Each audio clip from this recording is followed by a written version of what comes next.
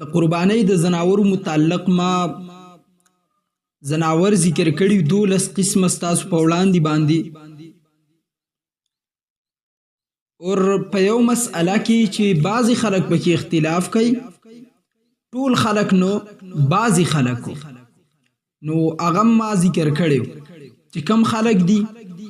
کم دلیل توړ مم کړو او د قران مجید نه مسأله من ثابت کړي وا د قران مجید نه مسأله ما ثابت کړي وا چې دا قسم زناورونو قرباني کولې شي یو څو مسائل نور زیری بحث دي چې د دلیل په میدان کې نه د چا مشر تکنزلی کو نه د چا عوامو تکنزلی کو د دلیل په میدان کې دغه مسأله ول ټول کو چې غلطه مسأله ده امت ته غلطه مسأله م پیش کوه امام اعظم ابو حنیفه رحمت الله تعالی علیه حضرتنا تپوس کړی شوی چې تر سنه مسلې بیانې حضرت امام صاحب رحمت الله علیه فرمایل زاول د الله د قران نه مسأله اخلم کله چې د الله په کتاب کې ماته مسأله میلاو شي زبیا بل طرف ته نظم چې د الله په کتاب کې نه بیا سنت الرسول نه اخلم سنت الرسول په باره کې پیغمبر وصیت کړل نو بیا موږ مسأله د سنت د رسول الله صلی الله علیه وسلم ناخلو او دریم نمبر مسأله چې په دې دوانو کې میلاو نشي اجماع د امت ناخلو چې صحابه کرام په یو مسأله راجم شوي اور کدی کې نه بیا امام صاحب مسأله د صحابي نه اخلي خصوصا د هغه صحابینا کم صحابي چې کوفه تراغلي په کوفه کې هغه وخت تیر کړي ځکه هغه تعامل د کوفه ګوري او په دې کوفه باندې نن خلک سي اعتراض کوي چې یاره جی د کوفه والا دین والا دا خلک دی او موږ مکی او مدینه والا یو کوفه ته څوک راغلی د کوفه خار چا جوړ کړو عمر فاروق رضی الله تعالی عنہ د کوفی خار جوړ کړي او هغه ته بیا د زرو نه زیات صحابه کرام راغل دي او عمر ورتاغه صحابي را لګل او کوم چې به صحابه کرامو کې فتوا ورکوله حضرت عبد الله بن مسعود رضی الله تعالی عنہ هغه کوفی تراغل دي او په کوفه کې هغه فتوا ورکړل د کوم په باره کې چې صحیح بخاری کی روایت ده پیغمبر وای که زما د طرف نه سوک تاسو ته خبر در کی تحقیق کوي او کله چې عبد الله بن مسعود تاسو ته مسأله بیان کی بغیر د تحقیق نه پسې ځي زه د په دین راضی هم چې دا کم دین پیش کوي زمانه تاسو پی راضی اوسېږئ دغه شانته کم روایت قرات چنن په دنیا کې عام دی حفص عن عاصم امام حفص هم د کوفی دی امام عاصم هم د کوفی دی دی خلکو ته وایا ته چې زما کې مدینه والا دین اخلم خیرات دی ولی کوفی والا غسته دی قران کوفه کې نازل شوی دی چې ته خیرات د کوفی والا اخلي حفص عن عاصم خلکو ماته یو خبره کړل او موږ ستاسو نمبر وابیانو ته ور کړل او تور څه په موبایل خبرې نه کی زړګیا ما ته دیو 25 رمضان المبارک غالبا 5 کسانو ټلیفون کړل 5 د 20 رمضان نواله تر د 27 رمضان المبارک پوری ما ته دیو د 22 کال ما سه موبایل کې شته سکرین شاټ ته ما ایستې دي چې دا زما سره موجود دي 22 کسانو نمبر ما اوچت کړل د دین علاوه ما نه دی اوچت کړي وستاسو اسی په خپل باندې سوچ وکړئ چې دومره په یو خپل مشر باندې سوځي اوچتیږي او کلیف د کوم وخت دی د 2024 چې پاغي کې ما جنازه کورس پڑھاو کړم 2024 وس چرته چار ایسته دی بل زګین نه نشر کړل نو ورته رسیدل نو ډیر پیوچت شوی دی او په دې دویشتو کې چرته یو د سینه دی راغلی چې خبرې ته غوږ ایښودو هر یو چې راغل دی هر یو چې ټلیفون کړل دی نو صرف چغه به واله هغه خپل عادت به کاو ان انکر الاصوات لصوت الحمیر یو ته پکې ما ویل مال 5 منټه خبره وکړه زه به غلی کینم وی ټیک ده خبره شروع کړم چې د 40 سکندو ته ورسېده خو ورسپې کش ختم شو زه ورته غلی وم ما ورته ویل خبره وکړه ښه پوره ما ته ویل بس ما خپل ټیم تاله درکو یو منټ یې نه ده پوره کړی ما ته وی ما خپل ټیم تاله درکو ما به کې شروع وکړه چې ما څنګه یو 2 منټو ته خبره ورسوله د ده په دې خبرو باندې مې تبصره کوله एकदम په خبرو کې راودنګل او شوري شروع کو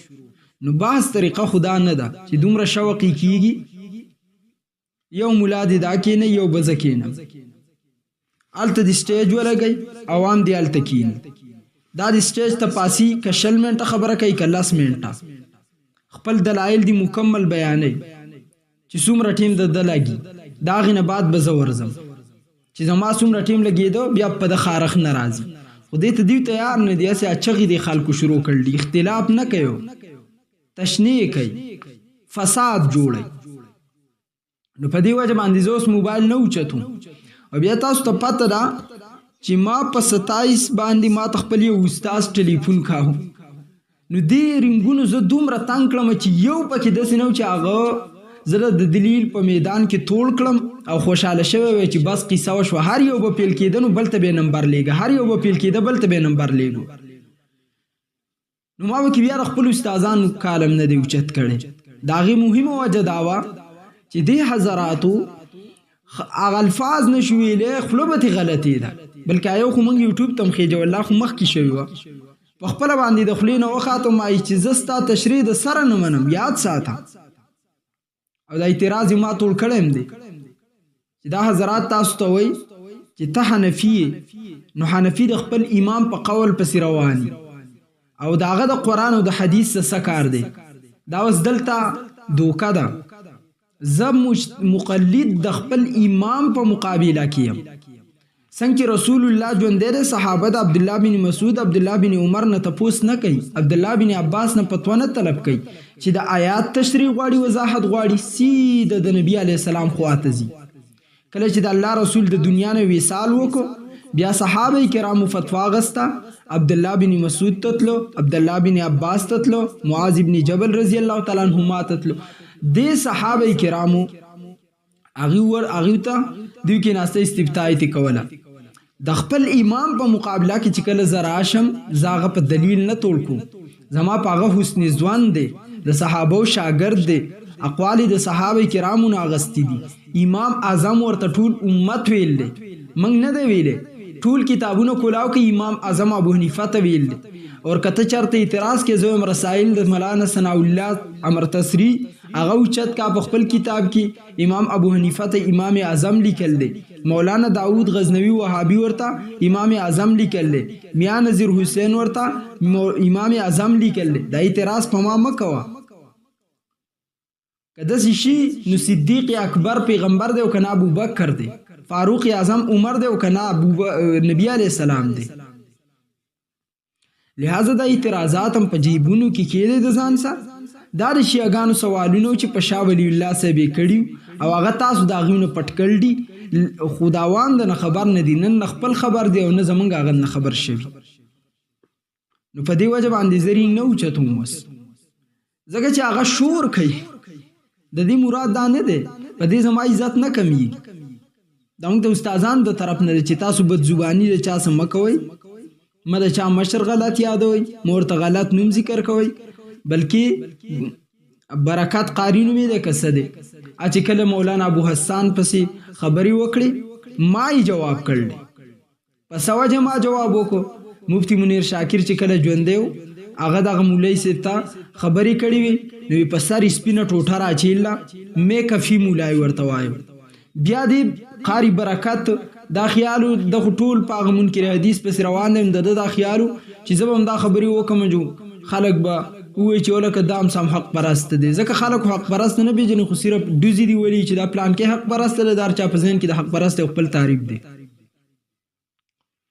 نو ما ویلو دغه ته چې ته په هغه پسې مثال په توګه باندې خبرې کې دلیل میدان خدا نه دی چې ته چاته میکفي ویو پلان کې نوم ذکر کې پلان کې نوم ذکر کې بد زبانی جواب ما کړل الحمدلله او دا په دی وجه نه چې ما د وهابي او مولا جواب کړل نه زما د شوق نشته ما صرف د تویلو چې ګوره خارو چې ونو هغه غالبا د کارغه आवाज یاد او خلک کوئی که خارو د توتی आवाज یاد او خپل تیر شوی نو تر منیر شاکر هغه ډایلا کې ولی او د قران د مخې ته خو د قران غټه بیا د بیده د قران په آداب کې ما په خپل تجلیات باجاخیل فی علم تجوید کتاب کې را نقل کړ دي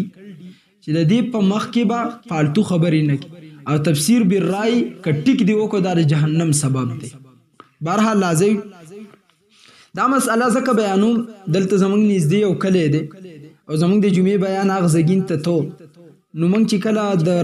د قربانۍ یا د رمضان مسایل دا ډېر وختي نه شروع کوو یو مسله دغه شان بیانو څنګه چې ما په دې کورس کې ذکر کړی ما بس یو کس ټلیفون وکړ چېرته یو زنانه په کور کې مسله نیمچه اورېدلې وه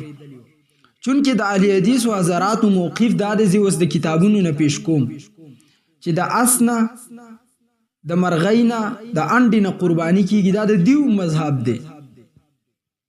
نو ما دا دلایل بیان کړو خو ما پکې د دیو نوم خو زه د چا نه یادوم بیا خصوصا په منبر باندې ما وی که چېرته څوک یې په دې غلطۍ کې واقع کړي نو چې بچ دي شي نو ما وی چې بعضې خلک وایي چې د انډې نه قرباني کېږي نو ما د دیو دلیل وایو بیا مې وله دلیل ماته او توړکاو مې هغې چېرته نیمچه مسله اورېدلې وه چې دې مولوي صاحب ویل چې د انډې نه قرباني کېږي یعنې وو په خپله غیر مقلدین وهابیان او مسله ما د دیو بیان کړه چې دیو غلطي کړله او هغې شی په ما راتین کړی چېرته په کور کې به سړو ته ویلي او سړي بیا تلي په هغه جومات کې ما ته کس ټلیفون وکړه چې خندلې د دومره هوښیاران دي یعنې ما مخکې دا خبره کړې وه چې د وهابیانو عوام خپل مذهب یعنې هغه کم مولیانو پس چې دیو روان دي د هغې نه چې دیو خبرېږي قیامت به په سر ولاړي نو ما بس یا ټلیفون وکړه چې تاسو دا مسله کړل دا د انډې نه قرباني کېږي زه ډېر نرم هم یم خو چې راشم بیا بل شانتي یم ما ورته وویل ما په جومات کې مولا هم کېنوئ او د عوام هم کېنوئ زه به درشم او زه به دا ثابت کړم چې د انډې نه قرباني کېږي او چې د چا د کتاب نه مې ثابته کړه بیا پسې ځي بیا هغه زه څه من کړم ما ته ویل چې ما ته واټساپ کې میسج وکړه چې دا پوره مسله څه ده نو بعضې خلک د ښځو اوري او وایي موږ تحقیق کوو د ښځو اوري او وایي چې موږ تحقیق کوو نمبر 1 د اس متعلق د اهل حدیثو کتاب دی فتاوا ستاریه جلد نمبر 1 صفحه نمبر 149 دی باره کې دی وایي چې د دې نه قرباني کېږي د اس نه اهل حدیث وایي ځان ته چې اهل حدیث وایي اهل حدیث نه ځان ته چې اهل حدیث وایي نمبر 2 چرګ شوه فتاوا ستاریه جلد 2 صفحه 72 باندې لیکي چې د دې نه قرباني کېږي او د دې نه علاوه په فتاوا ستاریه جلد نمبر 4 کې بیا صفحه 40 باندې لیکي چې د دې نه علاوه د انډې نه قرباني کېږي دا د اهل حدیثو کتاب دی دا درې مسلې دی بیان کړلې موږ مخکې بیان کړه پرون ما ذکر کړی و او 4 تاریخ باندې زمونږ په نیز باندې د قرآن نه چې کم زناور ثابت قرباني ته کېږي د حضرت علی رضی الله تعالی عنہ د تفسیر مطابق د هغې زناورو نه قرباني کېږي د دې درې وانو نه موږ قایل نه یو چې قرباني ته کېږي اول د دیو دلایل ستاسو په وړاندې ذکر کړم دیو دلیل ذکر کوي چې امام بخاری رحمت الله علیه وفات 256 هجری هغه حدیث را نقل کړل ان اسماء بنت ابي بکر رضی الله تعالی عنهما اسماء چې لور د ابي بکر رضی الله تعالی عنهما ده د اسماء مور چې ونو دا مسلمان نه و نو ابو بکر صدیق رضی الله تعالی عنه هغه پرې خو دی و چې کله مدینه منورې ته هجرت وکړو بیا دا زنانه رااله د اسماء کا نو اسماء رضی الله تعالی عنها قربان د صحابو په مزاج شم د کور د نکولو نو وړاندې اول رااله د رسول الله علیه السلام نه اجازت طلب کو یا رسول الله زما مور مسلمان نه ده ازما کور تراغله آیا زا کور ته پرې خو دې شم کنه شم قرآن کې آیات د مانو آیات تیر د بهر هغه آیات نازل شوی د هغې د وجې رسول الله صلی الله علیه وسلم ورته وفرمایل ها د هغې څه تعلق او ښېګړه کولی شي اگر که هغه په حالت د اسلام کې نه ده. نو اسماء رضی الله تعالی عنها داسې صحابیاتو نن سبا خلکو ته ګوره قالت فرمائی دا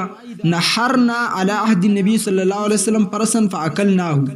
بخاری کتاب الذبائح والصید باب النحر والذبح دا فرمائی چې موږ د نبی علیه السلام په دور کې اس په ذبح کړه د هغې قرباني مو وکړه ذبح هم کړه. دا استاد لیکل دي خو بریکټ یې ورکړل یعنې دا معنی د حدیث نه د نانیس کې قرباني کې وی منګه د نبی علیه السلام په دور کې اس ذبح کو او د هغې غوښه موږ وخوړه. په دې روایت کې تاسو کو ګورئ لفظ نحرنا دی او نحرنا په معنی د قربانۍ دی. نو استاد چې کوم معنی کړل دا ټیک ده. د دې حدیث جواب تاسو یاد ساتئ. ما مخکې ویل چې موږ اول د قرآن نه دلیل غواړو. ثمانیه ازواج اته جوړو ذکر چې کوم الله په قرآن کې کړل په هغې کې د اس ذکر نشته. نو که دا دومره مهم و خو الله به په هغې کې ذکر کړی و که نه هلته ذکر نشته د اس. دویم جواب دا دی دا به هله دلیل جوړېږي چې کله نحر نه دا په معنی د نسک نه څه ته وایي قربانۍ ته. نحر نه فرسن په معنی دلته دی ذبح نه فرسن یعنی ذبح هم کو اس. او د دې دلیل هغه حدیث دی په کم کې چې د ذبح نه صریح لفظ راغلی یعنی صرف په دې کې نحر نه راغلی. باقي حدیثو کې تاسو ګورئ د اسمان روایت د بخاری شریف کې په 5511 نمبر روایت دی. اسما فرمایي ذبحنا علی عهد رسول الله صلی الله علیه وسلم فرسن منګه ذبح کړه اسو د نبی علیه السلام په دور کې. نو دلته ذبحنا لفظ دی. نو یو حدیث کې نحرنا لفظ بلکې ذبحنا لفظ ونحن بالمدینه فاکلناه موږ په مدینه کې هغه موږ وخوړو. نو دوانه روایاتو کې لفظ جدا جدا راغلی. دویم نمبر امام ابو القاسم سلیمان بن احمد بن ایوب الشامی الطبرانی وفات 360 هجری حدیث نقل کړي عن اسماء بنت ابي بکر قالت ذبحنا فرسا على عهد رسول الله صلی الله علیه وسلم فاکلناه الموجب الكبير للطبرانی رقم نمبر 302. دې حدیث کې فرمایي دا قاسمه چې موږ ذبحنا ذبح کو قربانۍ باره کې نه دی ذبحنا دی. نو دوه حدیثو کې ذبحنا لفظ راځي. دغه شان دریم نمبر د شیخ علي متقی بن حسام الدین وفات 975 هجری هغه نقل کوي چې انا اسماء بنت ابي بکر قالت ذبحنا فرسا فاكلنا نحن واهل بيت رسول الله صلی الله علیه وسلم کنز العمال فی سنن الاقوال والافعال جلد 15 صفحه نمبر 439. په دې حدیث کې اسماء وایي چې موږ ذبح کو یعنی اسم ذبح کړل. نو درې حدیث وایي چې ذبح کړم دی. یو حدیث وایي چې موږ قرباني کړل. کله وایي د رفع الیدین په باره کې 400 احادیث راغلي زیات حدیث به منلی شي. اوس دلته ته د زیاتو حدیثو لفظ ولې نه مني؟ دویم دا دغه خو یاد ساتئ دا کله موږ وایو نو د خلکو خیال دا راشي چې دا رښتیا دی. په فیزار کې د مونځ کولو روایات دا ډېرو صحابو را نقل کړل دي. حالانکې په فیزار کې مونځ بل اتفاق دا سنت نه دی. خپیاب له خپې ودرېدل دا سنت ده. نبی علیہ السلام پیزار کې مونږ کړل د سوزر په بنیاد باندې. کله وزري کولای شي باران شوی جنازې زی تلاړي الته اوس په پیزار کې ودرېدې شي یخنی ده. خصومره صحابه نقل کړل یا په ولاړ بول همیشه پیغمبر نه دی کړي یو کرات دو کرات به کړي. خصومره صحابه نقل کړل. نو یو د تعدد د روایتو یو روایت لکه دا روایت سلور زما ذکر کنه او د یو روایت په یو کې نحرنا لفظ په دریو کې ذبحنا لفظ. نو ذبحنا جدا شه د ذبح کول نحرنا قربانی جدا شه د ته د قربانی ثبوت د دین څنګه نیسی. جواب نمبر 3 می واوري کوم حدیثو کې چې د اس د غوښې د خوراک ذکر راغلی مونږ غوښه خوراک یادو قربانی نو د غوښې د خوراک عام منسوخ شوي دي او منسوخ والی باندې به زه اوس دومره دلایل پیش کم چې ستاسو ذهن به پې مطمئن شي. په خپله پې سوچ وکئ. او ناسخ دلائل دا دی. نمبر 1 امام ابو داود سلیمان بن الاشج السجستانی وفات 275 ہجرہ حدیث نقل کئی خالد بن ولید رضی اللہ تعالی عنہ ان رسول اللہ صلی اللہ علیہ وسلم بشکد اللہ نبی نہا عن اکل لحوم الخیل والبغال والحمیر زاد حیوہ وکل زیناب من السباع کی سنن ابو داود کتاب الاتمہ باب فی اکل لحوم الخیل. نبی علیہ الصلوۃ والسلام دو اس خچر او د کورنی خر د دې د خوراک نه پیغمبر علیه الصلاۃ والسلام منع وکړه. نبی علیه الصلاۃ والسلام د دین منع کړل. یو شیز یی نو منع تروست راشي چې نه نو منع تی څنګه راشي. اول د دې خوراکو بیا تی د منع رااله. دغه شان د زیناب درندگانو نو امام بدر الدین محمود بن احمد بن موسی العینی رحمه الله وفات 855 ہجری اغا نقل کئی سند حدیثی خالد جید. خالد بن ولید دا کم روایت چی پا سنن ابی داود کی دے دا دی سند جید دے. عمدۃ القاری جیل 26 صفحہ 75 باب غزوة خیبر. دویم نمبر دلیل امام ابو جعفر احمد بن محمد بن سلام الطحاوی وفات 321 ہجری. دا امام ابو القاسم سلیمان بن احمد بن ایوب شامی الطبرانی وفات 307 ہجری. دا حدیث نقل کین جابر بن عبداللہ رضی اللہ قال لما كان يوم خيبر أصاب الناس مجاعة فأخذوا الحمر الأهلية فذبحوها وملأوا منها القدور فبلغ ذلك النبي صلى الله عليه وسلم فأمرنا رسول الله صلى الله عليه وسلم فكفأنا يومئذ القدور وقال إن الله عز وجل سيأتيكم برزق هو أحل من هذا وأطيب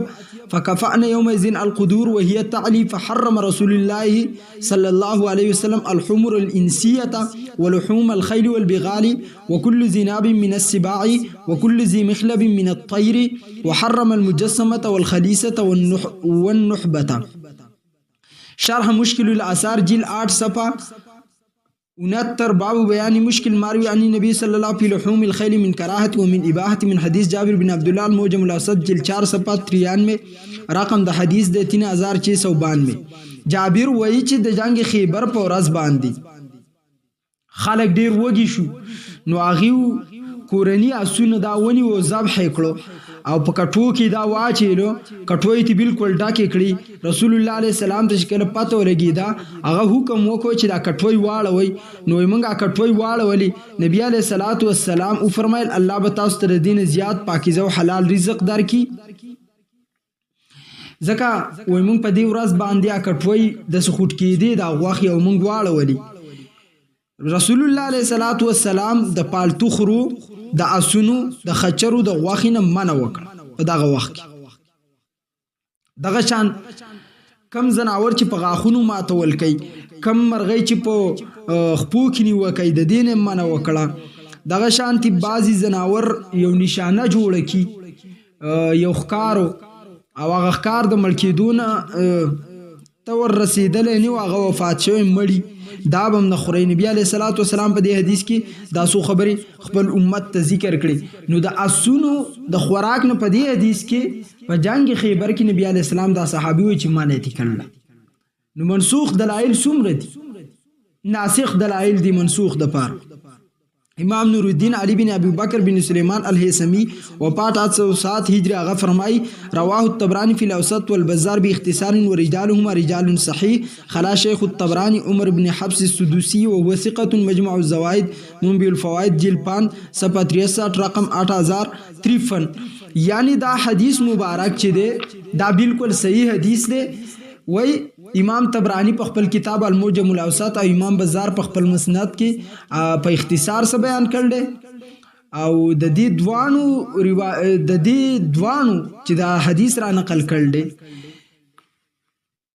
نو دا راویانې د صحیح بخاری راویانې او د صحیح بخاری حدیث صحیح دي تاسو په خپل منئ سوا د امام طبرانی د استاد عمر بن حفص السدوسی. لیکن عمر بن حفص السدوسی چې د دام ثقه راوی دی یعنی ضعیف نه دی صرف په صحیحینو کې نشته په بخاری کې نشته. کله چې دا حدیث منسوخ شو نو بیا د دې قربانی نه صحیح کیږي. د دې مثال زده سي ورکوم خلک تاسو ته وایي چې منسوخ عمل تاسو ولې نه کوئ. د پاکستان یو 5 روپیز نوټو زمونږ په ماشوموالي کې تاسو ته یادي چې چا لیدلې که یو سړی هغه 5 روپیز نوټ راوالي او تیمرګری بازار ته لاړ شي اول ته سبزی والا ته وایي چې مال سبزی راکا اب تاو شي سبزی به ورنه کی یو وچه تپړه بوله ورکی ورته وایي چې تا زه لیونی ښکارم دا لوټ چې دی دا نه چلیږي دا ورته وایي ولې په دې د پاکستان دستخط نشته ما زه دلته یو پروت دی که چا شک زه به ورته وښیم د پاکستان دستخط په دې نشته پاکستان د قانون د طرف نه دا نه چلیدو سبزی والا ورته وایي حضرت اگر چې دا چلیدو لیکن یو وخت هغه وخت کې د دې ضرورت اوس دا منسوخ شوی دی نو چې یو نور دنیایي نه چلیږي د یو ملک ته وایي یو عمل منسوخ شه څنګه پې عمل کې امام ابو یوسف صاحب سختن منع کوي چې په منسوخ شیزونو باندې به عمل نه کوي جواب نمبر 4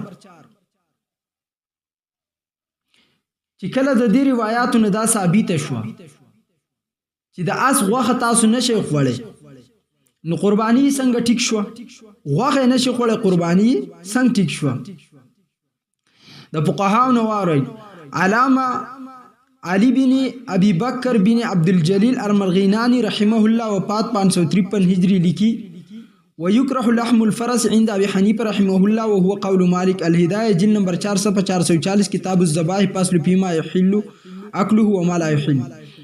دا اس غوښه د امام ابو حنیفه رحمت الله علیه او امام مالک رحمت الله علیه په نسبت باندې مکروه ده امام ابو حفص عمر بن علی المعروف ابن الملقن وفات 804 هجری فرمای فكرهه مالك وابو حنيفه والاوزاعي ونقيلان مجاهد وابي بكر الاسم والحسن البصري امام حسن بصري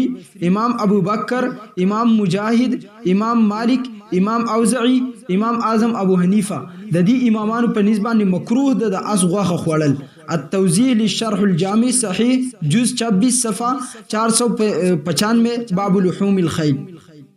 دلیل د دې سره د دې په غوښه نه خوراک باندې والخيل والبغال والحمير لتركبوها وزينة ويخلق ما لا تعلمون سورة النحل آیات نمبر 8 الله جل جلاله فرمائی والخيل والبغال والحمير اس خچر خر دا لتركبوها وزينة دې د پاره دي چې تاسو په سورلی وکي او دا تاسو او دا شیزونه تاسو د پاره سامان د زینت جوړ شي دا ما په یو خطاب کې یا بیان کړل یو زینت دی یو جمال دی یو حسن دی په دوی کې فرق او دغه شانتي زینت لفظ باندې تمام مکمل تشریح را نقل کړي و هغه ټیم کې چونکې دا ما په خپل فهم باندې لیکله د قرآن او حدیث دلایل مخې ته کېښود او په خپل فهم باندې مې دا مسله را ایسته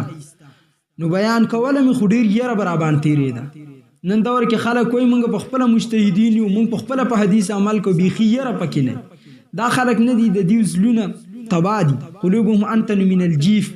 د مردار خر نه زیات بدبودار دي بدکار د زماني بیا الله جل جلاله مات په تحفة الالمعی د علامه شیخ سعید احمد پالنپوری رحمت الله علیه دا غو په کتاب کې په جمال او په حسن باندې فرق راغی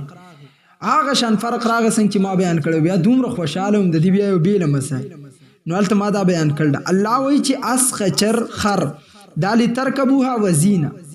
چې سورلی پی تاسو کوي او سامان د زینت دی الله وایي ويخلق ما لا تعلمون الله تعالی داسې شیزونه به پیدا کی دا هغه وخت کې صحابه کرامو ته قرآن نازلیږي چې تاسو ته علم نشته یعنی د سورلی د پاره الله جهاز پیدا کو قرآن څومره مخکې ویل دي ریل پیدا شو انجن والا گاڑی پیدا شو او اوس پکې داسې ګاډي راوتلو چې د دې زګین نه به فسیره ولي کې چې د پلان کې زګین ته زمبار فرانس کې شته اټلی کې اګاړې به خپل رواني ته پکې ودې شزيبه بل ګاړې مخې ل راضي دا غین اوړي نو يخلق ما لا تعلمون نور به الله سسیز پیدا کوي او قران په معمولی شان الفاظو کې دا ویل دی ټول ډیټیل راایسته دي استدلال دے د امام ابو بکر احمد بن علی الرازی الحنفی المعروف بالجساس وفات 370 ہجری فرمائے عن ابن عباس رضی اللہ تعالی عنہما ابن عباس یو انه کرح لحوم الخیل امام ویلو چې امام صاحب رحمت الله علیه د صحابه کرامو نه دلیل علی امام ابو حنیفه ولی چې دا غوښه مکروه ده. ابن عباس رضی الله تعالی عنہ په باره کې فرمایي امام ابو بکر چې ابن عباس روایت ده امام حضرت عبد الله بن عباس با مکروه ګڼل غوښه د اسونو وتعول والخيل والبغال والحمير لتركبوها وزينه. هم دغه آیات کریمه به ول پیش کاوه. د دې آیات د وجنه به حضرت ابن عباس فرمایل چې دا غوښه مکروه ده. احکام القرآن الجساس جلد 3 صفحه 270 ومن سوره تحت من سوره النحل. امام ابو الحسن علی بن ابی بکر بن عبدالجلیل المرغینانی وفات 553 هجری لیکي هدایه والا په هدایه جلد نمبر 440 کتاب الذبائح باب فصل فيما يحل اكل وما لا يحل. ولی ابي حنیفه رحمه الله قوله تعالی دا ابو حنیفه رحمت الله علیه قول د الله تعالی هغه قول دی والخيل والبغال والحمير لتركبوها وزینه. اس خچر او خر دا د سورلۍ د پاره دی او سامان د زینت دی. خرجا مخرج الامتنان والاكل ومن اعلى منافعهما والحكيم لا يترك الامتنان باعلى النعم ويمتن بادناها. کتا سو خیال کړئ د زناور د ټولو نه غټه پیدا چې د هغه غوښه ده. لکه موږ د انسان په فضیلت دلیل څه پیش کو د زمکې نه غوره ونه ده نو ونه زمکه خوري او خپل وجود غټي او د ونی نه معزز چې د زناور دی زناور دغه ونه بوټه خوري خپل وجود په برابرې خپل صحت او د زناور نه زیات معزز انسان دی. انسان دغه زناور علالی او خوري او د انسان نه بل معزز په مخ د زمکه باندې نشته. دی وجنا بل یو داسې سیز نشته چې هغه ته اجازه تی چې ته انسان حلال کو د غوښه وخوره. دغه شان د زناور د ټولو نه لوی فایده څه ده د هغې غوښه خوراکو. او الله د احسان ذکر کوي نو الله انسان ته لوی نعمت ورکوي. داسې نه کوي الله چې اعلی نعمت پریږدي او ادنا نعمت تذکره دا وکړي خلکو ته. په دې آیات کې اعلی فایده څه شي ده د زناور د اس خچر یا د خر هغه غوښه ده. هغه الله پریښي ده او ادنا پیدا سورلی کول د دې ذکر یې کړل. دا وایي د دې خبرې دلیل دی که چرته د اس غوښه خوراک جایزو نو الله تعالی به د دغه غټې پیدې ذکر کړی وی چې غوښه خوراک دی او وړه فایده چې سورلی کول په دې دی به نه ذکر کوله. خو د اس غوښه چې دا حلاله جایز نه ده. دی وجنه الله جل جلاله فرمایل چې په دې تاسو سورلی کوي او سامان پیوړی او د پاره د زینت دی سامان د زینت د تاسو د پاره. او کم علی حدیث حضرات چې دا دلیل پیش کوي چې د مرغۍ او د انډې نه قرباني کیږي د دې دلیل دی د امام مسلم رحمت الله علیه ابو الحسن مسلم بن حجاج القشيري النشاپوری وفات 261 هجری حدیث نقل کوي. صحیح مسلم جلد 1 صفحه 281 صفحه 282 کتاب الجمعه باب فضل التهجير يوم الجمعه.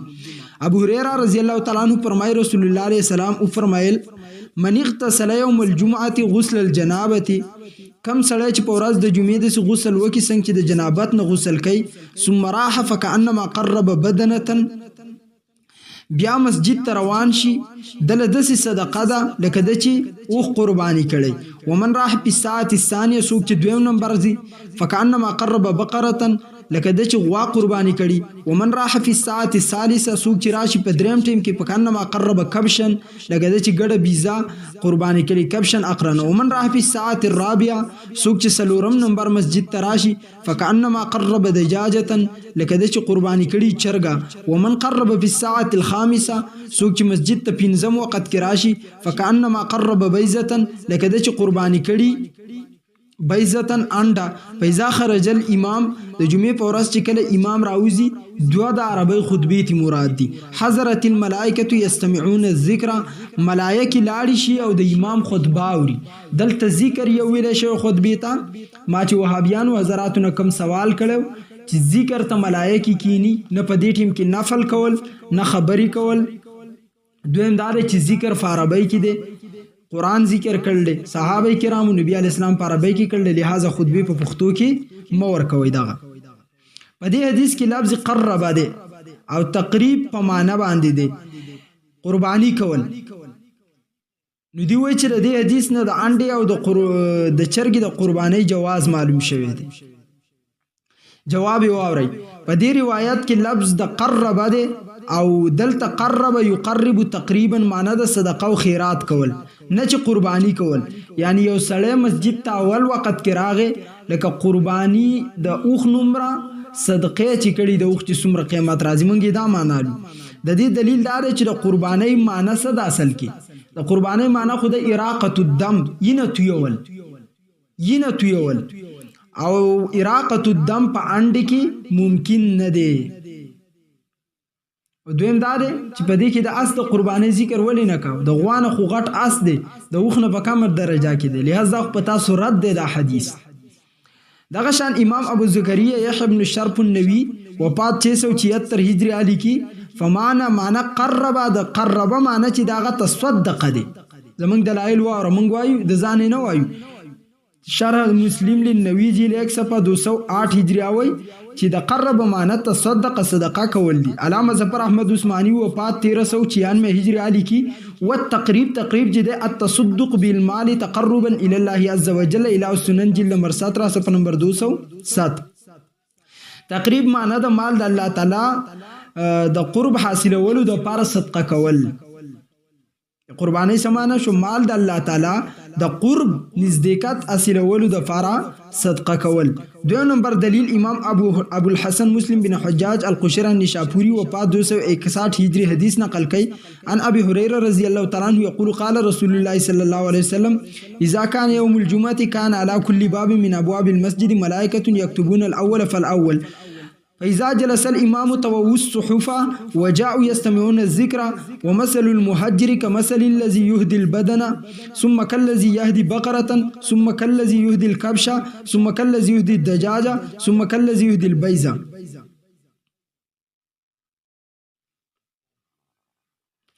په ترتیب هم در رقمه کې حدیث تشریح ده. مسلم جیل 1 کتاب الجمعه باب فضل تهجير يوم الجمعه باندې را نقل کړي. دې حدیث کې یو رات په دیو دا دی چې ګورې ملائکو ته د الله د طرف نه ډیوټي حواله ده چې تاسو د جمعې په ورځ خلک په کم ترتیب راځي د هغې نومونه لیکئ. لیکن کله چې خطبه شروع شي بیا ملائکې عام د چا نومونه نه لیکي اگر که دی څومره په اخلاص ولې نه راغلی. اور تاسو حضرات 2 رکعاته نفل کوئ. د حنفیانو په ضد کې ملائکو په طریقه باندې الحمدلله زمونږ احناف روان دي چې د امام خطبې ته غوږ کیدي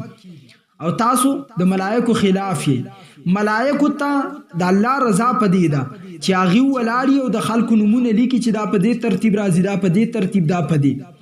او چې کله خطبه شروع شي نو د هغه په نظر کې بیا د ټولو نه معزز کار دی د ټولو نه لوی د الله د رضا کار دی چې راشي خطبې ته کینی ملائکه او په خپل ملائکه یستمعون الذکر په دې ټولو حدیثو کې راځي چې ملائکه راشي او خطبه اوري او استاد خلک راشي او نفلونه په دې ټیم کې شروع کړي په دې ټیم کې پیران جوړ شي. په دې حدیث کې لفظ د یهدی راځي او اهدا معنی د قربانی کول. لہذا وای د دې حدیث نه د مرغۍ او د انډي د قربانی جواز ثابت شه. د چرګ او د انډي د قربانی جواب دا دی یهدی دی او یهدی دلته اهدا یهدی اهدان معنی د صدقه او خیرات کول نه چې قربانی کول. د دې دلیل دا دی چې قربانی معنی اراقه الدم ده ینه تویول او اراقه الدم دا په انډه کې نه ینه د انډې نه تویږي دا ممکن نه ده. علامه ظفر احمد عثماني رحمت الله علیه وفات 1356 هجری 96 هجری اغلی کی. والحق ان الاهداء مفسر بالتصدق دون اراقه الدم بدلیل ذکر البیض الى السنن جلد نمبر 17 صفحه نمبر 207. صحیح خبره دار چې دلته د اهدا د حدیث د مسلم کې د اهدا نه مراد صدقه کول دي نه چې اراقه الدم یعنی قربانی. د دې دلیل دار چې انډي ذکر دی او په انډه کې اراقه الدم د انډي نه تسار کم زګین کې پرې کې وینه کم زګین کې زی قلار کینه. خلاصه کلام دا شو دا دوه حدیثونه بیضا لفظ پدې کې موجود دی. قرب يقرب تقریبا د دین مراد تقریبی مالی او اهدا یهدی اهداء ان مراد اهداء مالی دا غستل لازم دی. قربانی مراد غستل ممکن نه دی ځکه چې قربانی معنا اراقه الدم اینه تویول دی او اینه پانډه کې نه چتی توی کېونه پسې ساری. د احناف کتابونه فتاوی علمگیری و فی اصول التوحید للامام الصفار والتضحیه بالدیک والدجاج فی ایام الاضحیه فرمایی د دیک یعنی بانگی او د چرګ په بارا کې ممن لا اضحیه علیه لاعصاره تشبیها بالمزحین مکروه لانه من رسوم المجوس. فتاوی علمگیری جلد نمبر 5 صفحه نمبر 370 کتاب الوزیت الباب الخامس. امام صفار رحمت الله علیه په کتاب اصول التوحید کې دي چې قربانۍ په ورځو کې د غربت د وجه نه چې رقم سړی وس او طاقت نه او دا سړی وس نه کیږي طاقت نشته واغه چرګ بانګي یا چرګا د دې قرباني وکي او دا وی چې زره قرباني والا په سب کې شمار شم. حضرت امام صفار رحمت الله علیه فرمایي یو مکروه ده او دویم نمبر دا طریقه د مجوسو ده او مجوس ته پیغمبر دومره غوسه کیږي د مجوسیانو سره چې کم خلق کوي. حدیث مبارک کې راځي نبی علیہ السلام فرمایي کلی علاقه په تنگ کا یعنی په دې خلکو کلی علاقې تنګي کې دا شینه دری کوي مساجدو کې مپری دی تعلقات ورسره مساتي رشتہ داریان ورسره مکوي. نبی علیہ السلام وي تپوسې مکوا جنازې ته مزه د دیو په باره کې د نبی علیہ السلام سخت الفاظ راغلي.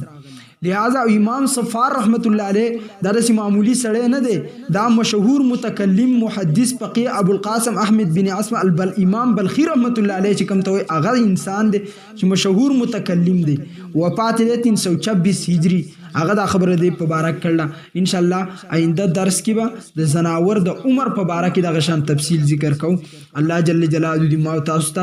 پورا دین د تلو توفیق نصیب کړي. الله دې زمونږ د معاشري او د علاقې نه فتنې او فساد پر قواریت والا فسادیان خلک دا ختم کړي. الله جل جلاله دې زمونږ په ځل کې د مشرانو د دین د اصحاب مصطفی او د ائمه کرامو د محدثینو سره د خپل اکابرینو سره د حسد او بغض کې نه دی الله مونږ په امان کې. الله دې موږ د خپل استادانو د لپاره الله دې موږ د خپل والدینو د لپاره د ورځ د قیامت باندې د سترګو د اوچتوالي سبب جوړ کړي.